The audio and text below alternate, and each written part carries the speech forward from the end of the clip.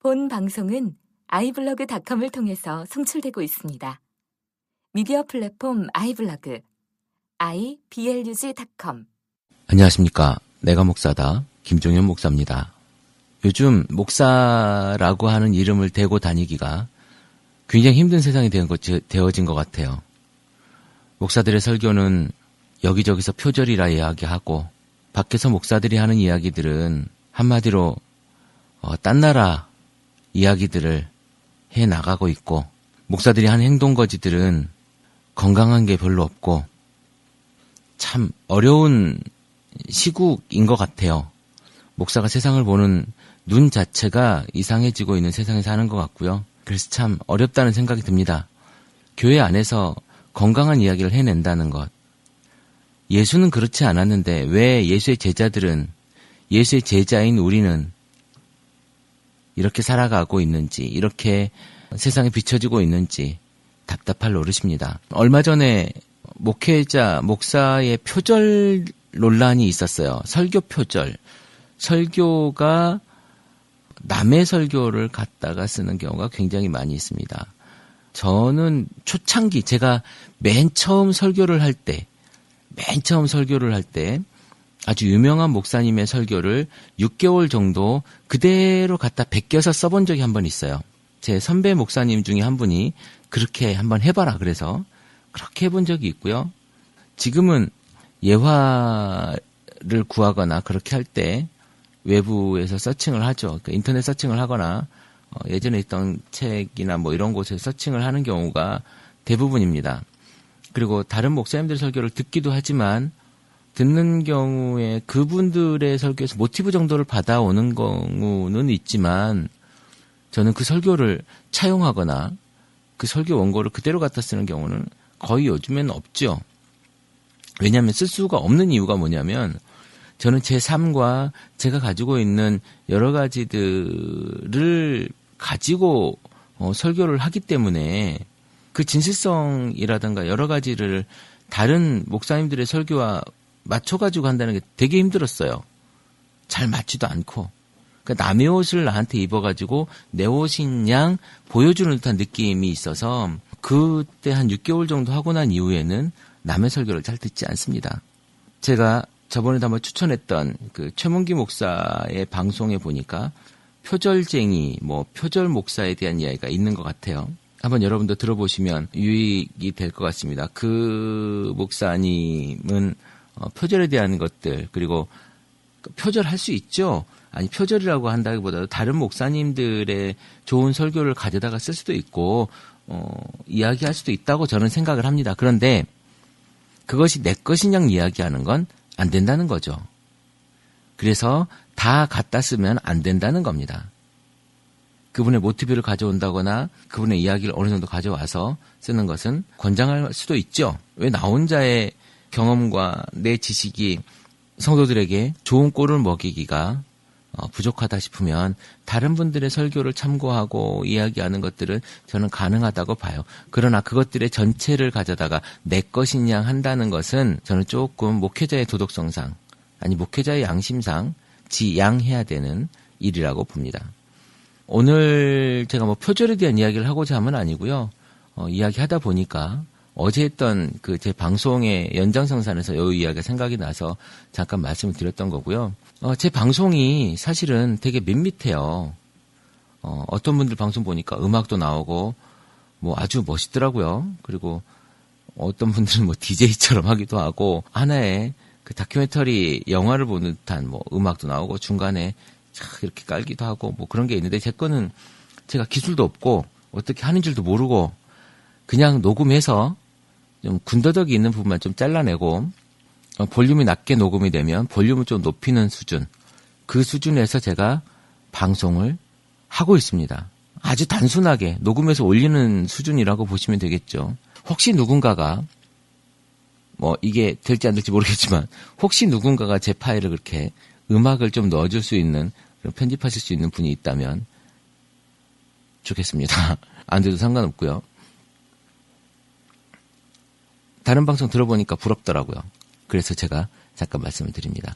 오늘 제가 잠깐 말씀드리고자 하는 것은 이 이야기입니다. 교회에 가족들이 많이 다니고 많은 분들이 가족에 대한 이야기 그리고 가족 관계에서 아이들에 대한 이야기들을 많이 하게 돼요. 가족 중에 가장 문제가 누구라고 생각을 하십니까? 많은 사람들이 우리 집은요, 우리 아이들이 정말 문제예요 라고 이야기하는 분들이 많습니다. 정말 그러면 아이들이 문제일까? 정말 아이들이 문제일까? 저는 절대로 그렇게 생각하지 않습니다. 아이들은요, 너무나도 잘 자라고 있어요. 아이들은. 그럼 누가 문제냐? 그 아이들을 다른 눈으로 보고 있는 부모가 문제라는 거예요. 그러니까 지금 여러분들, 지금 이 방송을 듣는, 이 방송을 아이들이 듣진 않을 테니까 지금 이 방송을 듣는 여러분들이 아이들을 바라보는 시각을 바꿔야 된다니까요. 오늘 저희 아내와 제가 이런 이야기를 했습니다. 불과 한 1시간 전에 한 이야기인데요. 제가 이제 아이가 셋인데 중간 아이가 자꾸 말을 안 듣는데요. 자꾸 엄마가 일을 하는데 와서 놀아달라 그래서 말을 안 들어서 자꾸 둘째 아이한테 소리를 지른답니다. 그 아이는 7살이에요. 그래서 제가 조언을 이렇게 해줬습니다. 그 아이가 자꾸 귀찮게 하면 당신이 하던 일을 다 멈추고 그 아이의 눈을 바라보고 얼굴을 붙잡고 눈을 바라보고 누구누구야?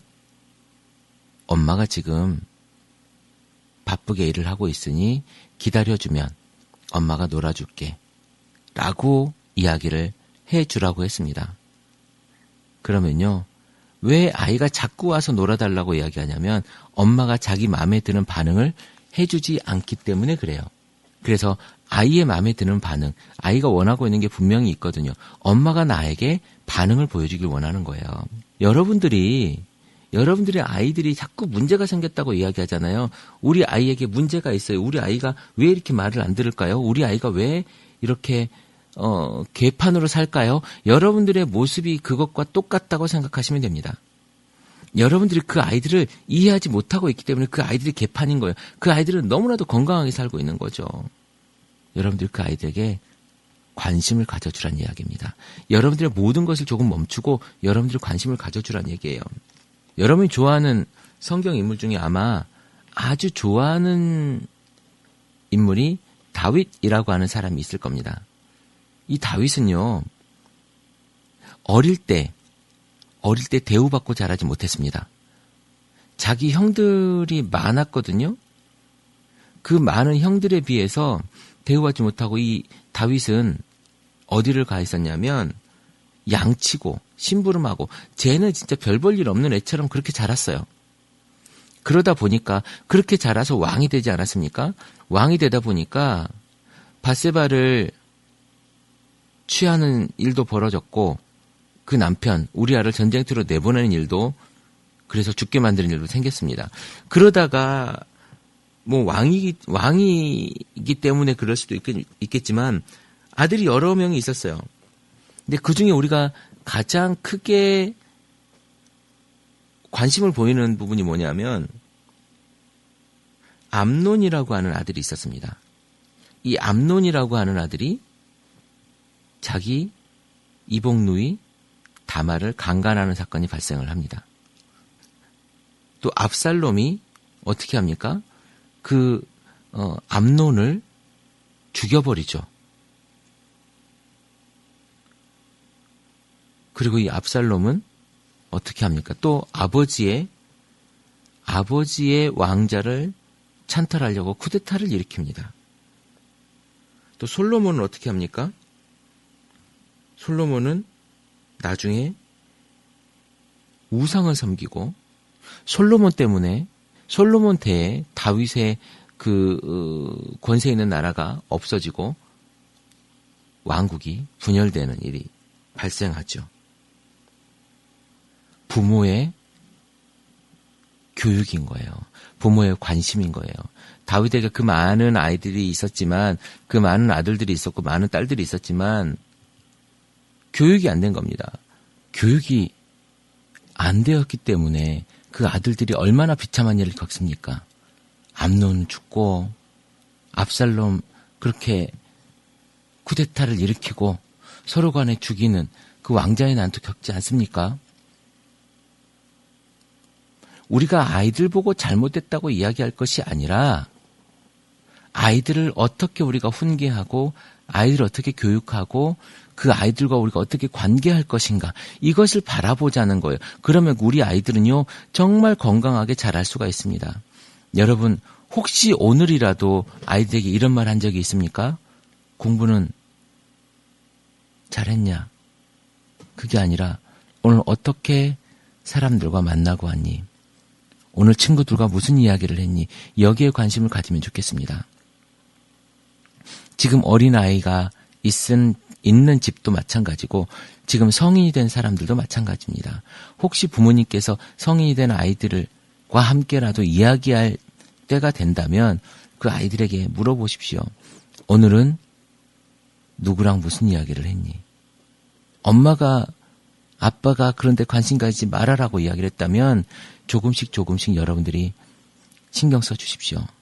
그래서 그 아이가 정말 관계에서만큼은 성공할 수 있도록 만들어주는 겁니다.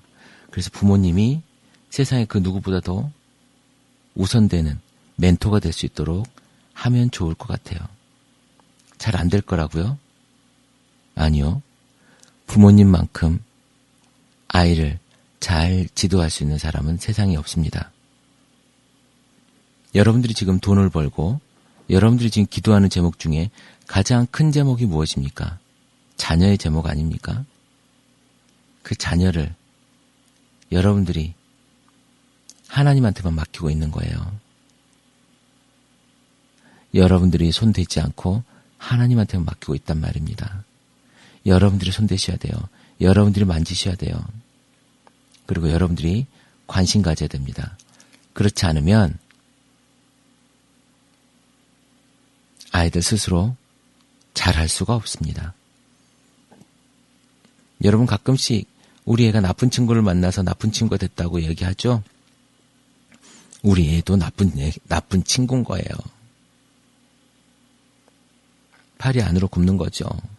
그러나 여러분 조금 객관적이고 우리 아이들에 대한 관심을 여러분 넓게 가지면 좋겠습니다.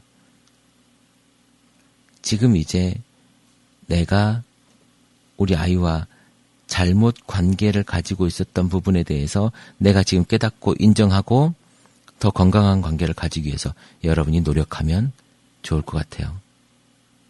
그래서 그런 건강한 관계가 많아지는 가정이 있는 교회, 이 교회가 건강한 교회인 것입니다. 이 교회가 행복한 교회인 거예요. 부모와 자식 간에 이야기가 있는 교회. 이제 스마트폰, 이제 TV를 버리십시오. 우리 아이의 얼굴을 보고 우리 부모의 얼굴을 보는 그런 가정이 되기를 바랍니다. 그리고 그러한 가정이 많은 교회가 되기를 기도하겠습니다. 내가 목사다. 김종현 목사였습니다.